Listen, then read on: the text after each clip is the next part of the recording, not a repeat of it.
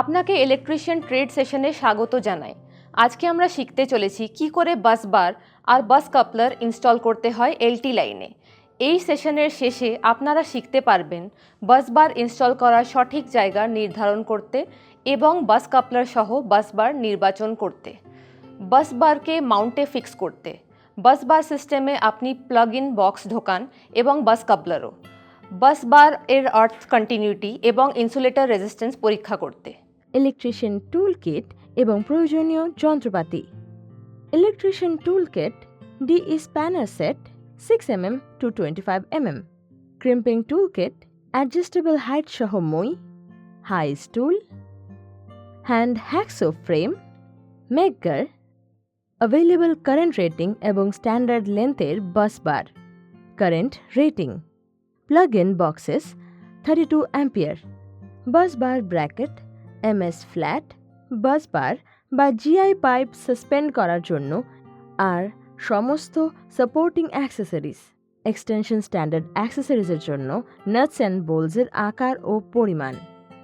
বাস coupler, বাস বার install করার সঠিক জায়গা নির্ধারণ করুন এবং বাস কাপলার সহ বাস বার নির্বাচন করুন।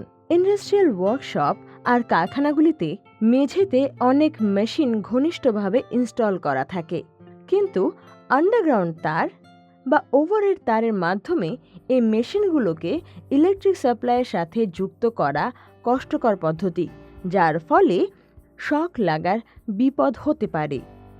বাসবারের প্রধান কাজ হল একই ভোল্টেজে চালিত অনেকগুলি সার্ভিস লাইনকে ইলেকট্রিক্যালি যুক্ত করা। বাসবার তামা বা অ্যালুমিনিয়াম কন্ডাক্টর ম্যাটেরিয়াল দিয়ে তৈরি। এগুলিকে সাধারণত ফ্ল্যাট স্ট্রিপ, সলিড বার বা টিউব আকারে পাওয়া যায়। বিভিন্ন ধরনের busbars: single busbar system, sectionalized single busbar system, duplicate busbar system, double busbar with 2 circuit breakers. Busbar সিস্টেমের অ্যাডভান্টেজেস: বাসবার সিস্টেম কস্ট হ্রাস করে, বাসবার ফ্যাব্রিকেশন ফ্লেক্সিবিলিটি অ্যালাউ করে, বাসবার রিলায়েবিলিটি ইমপ্রুভ করে, ল্যামিনেটেড বাসবার ক্যাপাসিটি ইনক্রিজ করে, বাসবার তারের ত্রুটি মুক্ত করে, বাসবার ইন্টারকানেকশন মেথডের ভ্যারাইটি প্রদান করে। Mount and fix the বাসবার। আসুন এক্সারসাইজ শুরু করি। প্রথমত, ওয়ার্কশপের লেআউট ট্রেস করুন এবং এন্ট্রি পয়েন্টের বৈদ্যুতিক মেশিন এবং প্রধান পাওয়ার সাপ্লাইয়ের মোট ক্ষমতা এবং রেটিং কাউন্ট করুন। লেআউট দ্বারা বাসবারের প্রয়োজনীয় দৈর্ঘ্য নির্ধারণ করুন। সাইট ইন্সপেকশনের মাধ্যমে বাসবার বসানোর জন্য প্রয়োজনীয় স্ট্রাকচার চিহ্নিত করুন। সাপোর্টিং স্ট্রাকচারে বাসবারগুলি মাউন্ট এবং ফিক্স করুন। বাসবার সিস্টেমে প্লাগ ইন বক্স ঢোকান এবং বাস কাপলারও। প্লাগ ইন পয়েন্টগুলিতে প্লাগ ইন বক্স ঢোকান। প্লাগ ইন বক্সগুলি হল কম্প্যাক্ট শীট স্টিলের বাক্স, যার কবজাযুক্ত দরজা HRC ফিউজ হোল্ডারদের ধারণ করে, যেগুলি স্প্রিং স্টিলের স্ট্রিপগুলি দ্বারা হাই কন্ডাক্টিভিটি কপার ক্লিপ দ্বারা শক্তভাবে যুক্ত রয়েছে। অন কন্ট্যাক্ট এই ক্লিপগুলি প্লাগ ইন পয়েন্টগুলিতে সরাসরি বাস বারগুলিতে প্লাগ হয়। দুটো আর্থপিন এই বাক্সগুলির 2 প্রান্তে থাকে, যা বাস বারে প্লাগ ইন বাক্সগুলিতে মাউন্ট করতেও কাজে লাগে।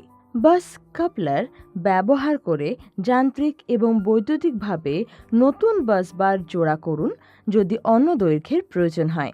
স্ক্রু লকিং প্লেট দিয়ে বাস বারটিকে শক্ত ও সুরক্ষিত করুন। প্লাগ ইন বাক্সগুলিকে লোডের জন্য ধাতব নালি এবং উপযুক্ত তারের মাধ্যমে বন্ধ করুন। বাস বারের আর্থ কন্টিনিউটি এবং ইনসুলেশন রেজিস্ট্যান্স পরীক্ষা করুন।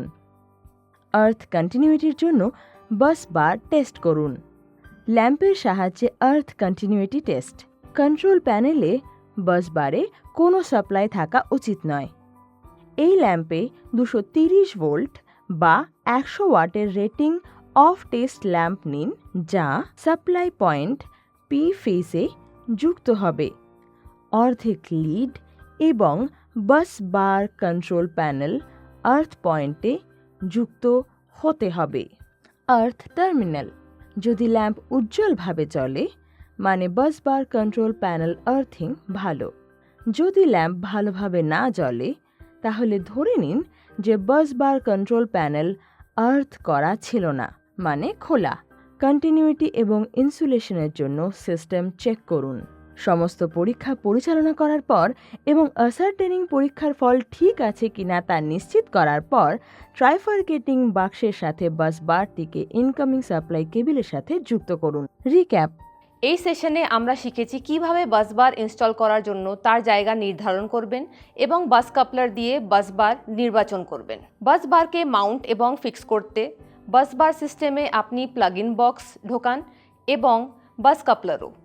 বাসবারের আর্থ কন্টিনিউটি এবং ইনসুলেশন রেজিস্ট্যান্স পরীক্ষা করতে আমাদের অবশ্যই অত্যন্ত যত্ন এবং সেফটির কথা মাথায় রেখে কাজটি করতে হবে। আশা করছি আপনি সমস্ত কনসেপ্ট বুঝতে পেরেছেন। পরের সেশনে নতুন কনসেপ্টের সাথে দেখা হবে। Thank you.